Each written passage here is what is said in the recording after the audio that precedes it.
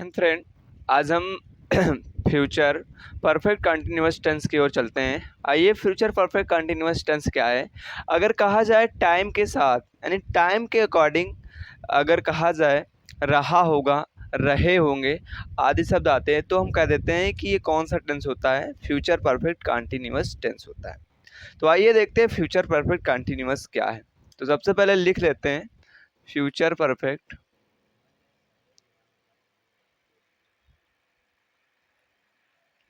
Perfect continuous tense. देखते हैं future perfect continuous का जो क्या होता है। अगर कहा जाए कि कैसे हम पहचानेंगे, तो हमने बताया कि जो फ्यूचर परफेक्ट टेंस होता है वाक्य के अंत में रहा होगा, रहे होंगे आदि शब्द आते हैं, तो हम कह देते हैं कौन सा टेंस होता है, फ्यूचर परफेक्ट टेंस होता है। रहा होगा, रही होगी, रहे होंगे आदि शब्दों को हम जब जान जाते हैं कि ये वाक्य के अंत में लगा हुआ है, तो ये कौन सा टेंस होता है, फ्यूचर परफेक्ट कंटिन्यूअस टेंस होता है। तो अब हम क्या करते हैं, बात करते हैं कि इसका जो अफर्मेटिव रूल होता है। आइए अफर्मेटिव रूल की ओर देखते हैं कि अफर्मेटिव रूल क्या होता है। अफर्मेटिव रूल क्या है, देखते हैं। अफर्मेटिव सेंटेंस यानी सिंपल सेंटेंस जिसे कहते हैं, सिंपल सेंटेंस। देखो, सिंपल सेंटेंस जो होता है, इसका अगर रूल देखा जाए, तो इसका रूल तो देखो यहाँ पे क्या होता है सबसे पहले, बट ये टाइम के अकॉर्डिंग होता है। किसके अकॉर्डिंग होता है, टाइम, यानी कि समय के साथ में, समय के साथ में देखा जाता है, विद टाइम के साथ में। ठीक है, तो यहाँ पे क्या होगा, सबसे पहले सब्जेक्ट होगा। क्या होगा, सब्जेक्ट होगा। फिर इसके बाद क्या होता है, बिल या शैल, और इसके साथ में होता हैव बीन। क्या लगाते हैं, हैव बीन। और प्लस में क्या हो जाता है, वर्ब की फर्स्ट फॉर्म में आईएनजी जोड़ देते हैं, और प्लस ऑब्जेक्ट। और इसके बाद सिंस या फॉर, हमने सिंस या फॉर के बारे में बहुत अच्छे से डीपली में हमने बताया है। और इसके बाद क्या हो जाता है, अदर वर्ड लिख देते हैं। यही जो होता है हमारे पास अफर्मेटिव का रूल होता है। अफर्मेटिव रूल क्या है कि भैया बिल्कुल साधारण वाक्य होता है, बिल्कुल साधारण वाक्य जो होता है उसी को कहते हैं, साधारण वाक्य को क्या कहते हैं, अफर्मेटिव कहते हैं, सेंटेंसेस। आइए कुछ एग्जाम्पल के थ्रू देखते हैं कि जैसे अगर कहा जाए कि वह 2 बजे से, वह 2 बजे से घर जा रहा होगा। वह 2 बजे से घर जा रहा होगा। तो वह भाई एक लड़का है, वह 2 बजे से घर जा रहा होगा, तो he will have been, he will have been भैया कहाँ जा रहा होगा, गोइंग टू, यानी घर जा रहा होगा, गोइंग टू हाउस। और कह रहा है कि 2 बजे से, क्या कह रहा है, 2 बजे से जा रहा है। तो 2 बजे क्या एक निश्चित टाइम होता है, और जब निश्चित टाइम होता है तो उसके लिए क्या होता है, सिंस का प्रयोग किया जाता है। तो यहाँ पे भी क्या होगा, सिंस का ही प्रयोग होगा। तो ही विल हैव, मतलब he will have been going to house, और सिंस 2 o'clock, यानी वह 2 बजे से घर जा रहा होगा। ऐसे बात करते हैं दूसरा एग्जाम्पल, तुम 5 घंटे से पढ़ रहे होगे। अरे तुम 5 घंटे से, तो यू विल हैव बीन, भाई रीड मतलब होता है पढ़ना, तो रीड के फर्स्ट फॉर्म में रीडिंग हो जाए, आईजी जुड़ जाएगा, तो रीडिंग। और 5 बजे से, तो बजे इसमें होता तो ये तो सेंस हो जाता है, क्योंकि एक टाइम अकॉर्डिंग बता रहा है, बट वो एग्जैक्ट टाइम है, यानी बिल्कुल सही टाइम होता है। तो यहाँ पे कह रहा है 5 घंटे, पता नहीं है कि इसमें कौन सा 5 घंटा है, आज वाला है कि आज के पहले का है। तो यहाँ पे क्या होगा, यहाँ पे फॉर का प्रयोग करेंगे, फॉर 5 हावर्स, यानी 5 घंटा, हावर्स। ऐसे क्या होता है हमारे पास, जैसे मान लीजिए राधा 2 बजे से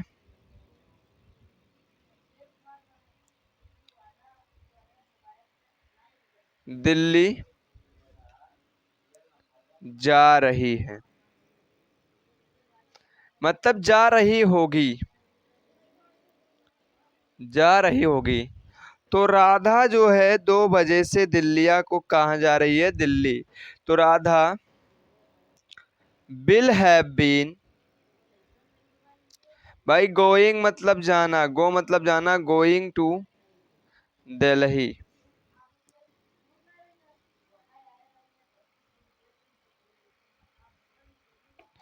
गोइंग टू दिल्ली। भाई 2 बजे से, तो यहाँ पे क्या हो जाएगा, सिंस का प्रयोग करेंगे, सिंस 2 o'clock,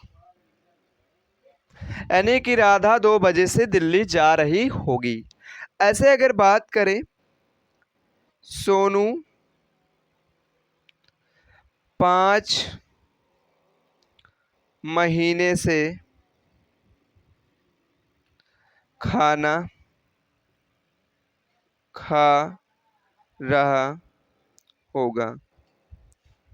सोनू जो है 5 महीने से खाना खा रहा होगा, तो इसमें क्या हो जाएगा, Sonu,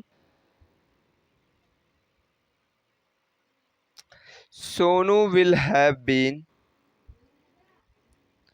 Sonu will have been, eat का मतलब होता है खाना, मतलब खाता।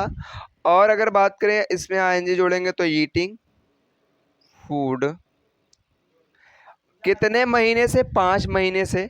तो 5 महीने से, तो ये 5 महीने हमको ये नहीं पता है कि क्या है, निश्चित टाइम है कि अनिश्चित टाइम है, कौन से 5 महीने, तो ये इसमें हो जाएगा फॉर, या अनिश्चित टाइम होता है 5 मंथ, 5 मंथ,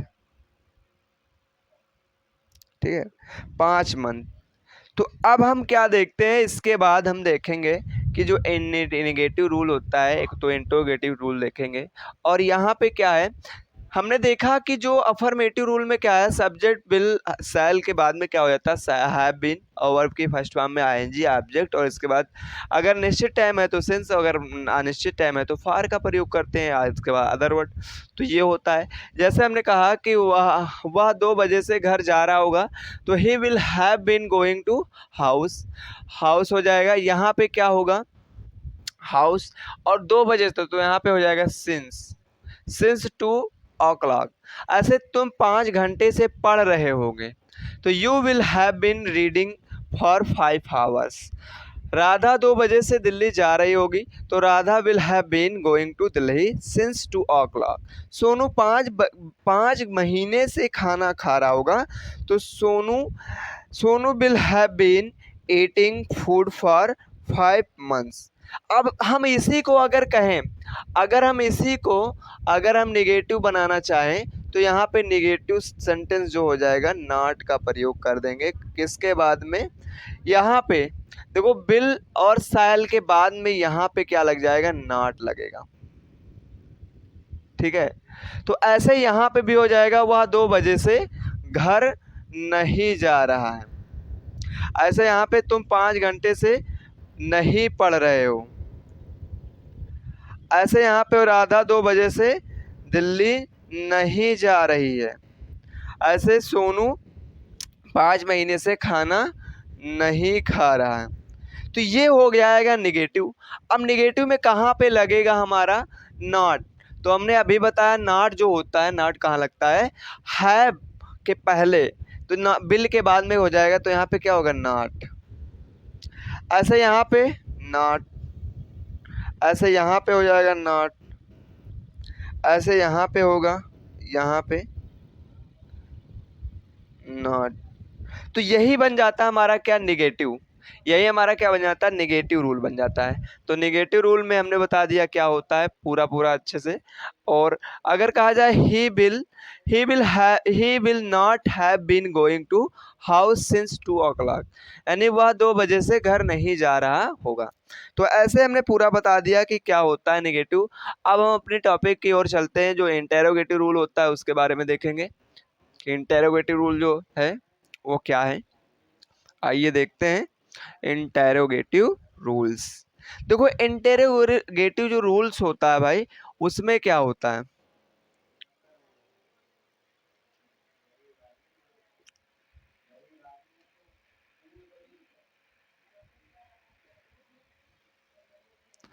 इसका रूल होता है दो टाइप्स का इसमें बनता है। एक तो WH फैमिली और इसके बाद बिल या शैल प्लस में सब्जेक्ट, अगर नहीं है तो नॉट लगा देंगे, इसके बाद प्लस में हैव बीन, और इसके बाद क्या होगा हमारे पास वर्ब की फर्स्ट फॉर्म में ING और प्लस में ऑब्जेक्ट, और इसके बाद सिंस या फॉर, और इसके बाद क्या हो जाएगा अदर वर्ड, और इसके बाद सबसे लास्ट में लगा देंगे क्या, क्वेश्चन मार्क का चिन्ह। ऐसे हमारे पास क्या होता है, जब हमारे पास WH फैमिली नहीं होता है तब हम कैसे बनाते हैं, तब हम बिल से बनाते हैं या फिर शैल से बनाते हैं, फिर सब्जेक्ट हो जाता है, फिर इसके बाद अगर नॉट आ गया तो नहीं का प्रयोग किया गया तो नॉट, और हैव बीन, इसके बाद हो जाएगा वर्ब की फर्स्ट फॉर्म में ING और प्लस में ऑब्जेक्ट, और इसके बाद में सिंस या फॉर, और इसके बाद हो जाता है अदर वर्ड, और सबसे लास्ट में क्वेश्चन मार्क का चिन्ह। तो ये होता है हमारा क्या, इंटेरोगेटिव सेंटेंसेस। आइए एग्जांपल देखते हैं कुछ। जैसे अगर कहा जाए क्या राजा 2 महीने से खाना खा रहा होगा,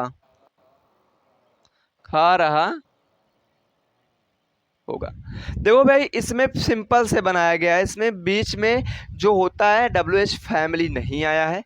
जब अगर WH फैमिली बीच में आ जाता है तो उसकी पहले मीनिंग लिखते हैं। तो यहाँ पे क्या हो जाएगा, राजा, तो राजा बिल के बाद क्या लगेगा, सब्जेक्ट, तो बिल राजा, हैव बीन,